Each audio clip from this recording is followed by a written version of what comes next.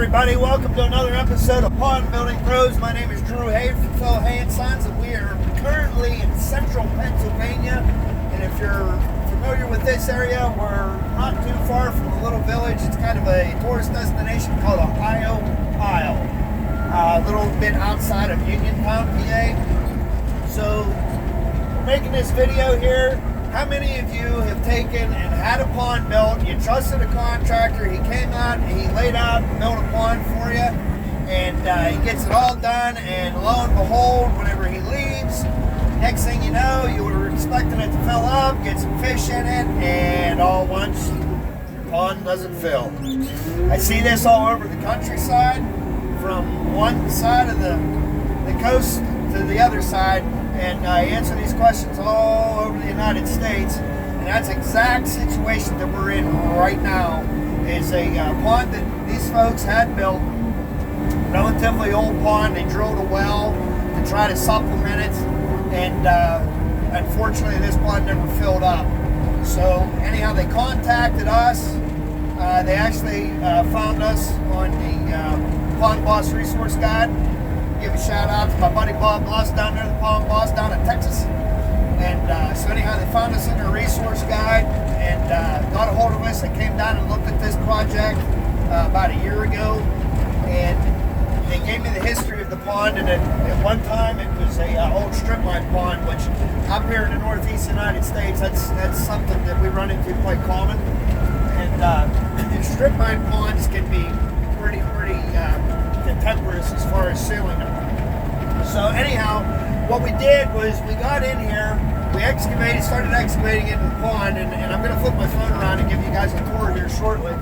So I'm coming to you from my mobile office, my 850 John Deere dozer. Give a shout out to my guys out there at John Deere as well. And we love flexing our deer muscles here at Phil Hay & Sons. And wouldn't have it any other way. These guys take care of us really, really well. So anyhow, I'm going to flip my phone around here while I'm shoving and show you a couple things that I look for whenever we're trying to seal a pond up. And I'll show you a couple things that we found. And we found an extreme rock layer. And out here in this portion of the state, we're out here kind of in the nestled in the Appalachian Mountains here a little bit. So you can get some vertical strata on your rocks where they're standing up on edge instead of being horizontal. And that can add a level of difficulty to it as well.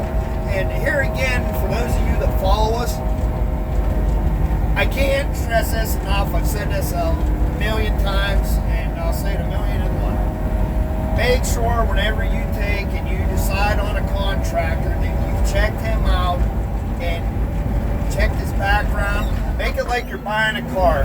Okay, go out and kick the tires before you take it for a test drive. Make sure it's what you're after and what you're wanting. Okay, this has to be probably, ponds can be one of the most complicated dirt moving projects there are, because you have to be part geologist, part mechanic, part engineer, and there's a lot that goes involved in knowing what you're dealing with and the types of soils. So this one here, we got a lot of sand in, a lot of rock, and basically what we're doing is making clay. Now, you're asking yourself, oh, wait a minute, Drew, how do you make clay? Well, I'm going to flip my phone around here, and I'm going to show you guys exactly what I'm talking about here. In just 1 second, let me get a blade full here, and flip you around here, and I'll kind of show you what we're talking about. I'm actually kind of blending stuff right now as I'm talking to you. Back up here and grab one more blade of a little bit of wet stuff here that I'm blending in with some drier stuff so we can get compaction out of it that we want here. So let me get this here, and we'll flip you around here and take a look, see what we got. Okay, here we go. Alright, so first of all, if you can see in the corner of my blade right here, see where I'm rolling up that earth right there, and what I'm looking for is, see how it's rolling up there and it's sticking together. That's a good sign that I've got good sealable earth. Now right now we're rolling clay as high as this hood, flexing our John Deere muscles for sure. Okay, so we're getting a hold of that stuff, and I love how that it's taking and rolling up like that, and that's telling me that this material's got high plasticity and it's rolling up real nice, it's good cohesion, and it's sticking very, very well. And then the other thing that I look for too is whenever it rolls off the blade, I'm looking for it to stay in clumps. You can see my guy Rick Hilliard over there. Rick's been with us for a long time. He's one of my mentors. I love the man to death. He's like a second dad to me. And he's down here thumping and bumping and shaking and vibrating along there with the roller with the sheep slip pounding it in. And you can see how the clay's rolling with me right here. And there you can see all the rock that we've dug out. And that was the stuff here. All this material up here was everything that we dug out of this pond. Up above it, you can see was a bunch of sediment that we took out of the pond that was in here. And we're taking all this rock, moved it out, and what we did was we excavated down 2 additional feet, and then what we're doing is we're putting this back in 6 to 8 inch layers down here where Rick's at, and we're taking it, thumping it back in and rolling it. Then what we're going to do is we're actually going to add a 2-part polymer to this. And another shout out to my buddy TJ Hudson out there in Nebraska. He hooks us up with the polymers that we use. And what we'll do is put this all in 2 feet thick, spread the polymer on top of it, and we'll fill it in and compact it. And then what we're going to do is we're going to take it and top it with an additional 2 foot of good clay from up on that hillside right there. So whenever we do that and then take it and thump it in, this pond is going to have absolutely no problem at all filling with water and maintaining so that these folks can have their fish and be able to enjoy it, because it's kind of like a camp for them. And just zoom in more of our deer muscle over there.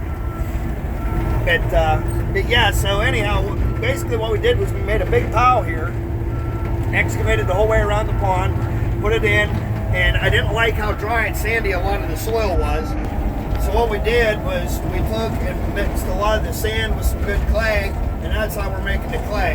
And you can see how the stuff is sticking on my blade, and that's what I'm looking for, because I know I've got the right moisture level for compaction, and we're going to be able to take and seal this thing up very, very, very well. So anyhow, for those of you that do follow us, we have started a YouTube page. It's called Pond Building Pros, where you can follow us directly, or you can always follow us here on Facebook as well. And so anyhow, you guys know what to do. Right down there, click like, share, and we'll put you in a running for a giveaway too as well. And if you have any questions, as always too, post them in the comments down below, and somebody on our staff, whether it's myself or somebody else on the staff, will try to answer them for you. So thanks for watching, and take care.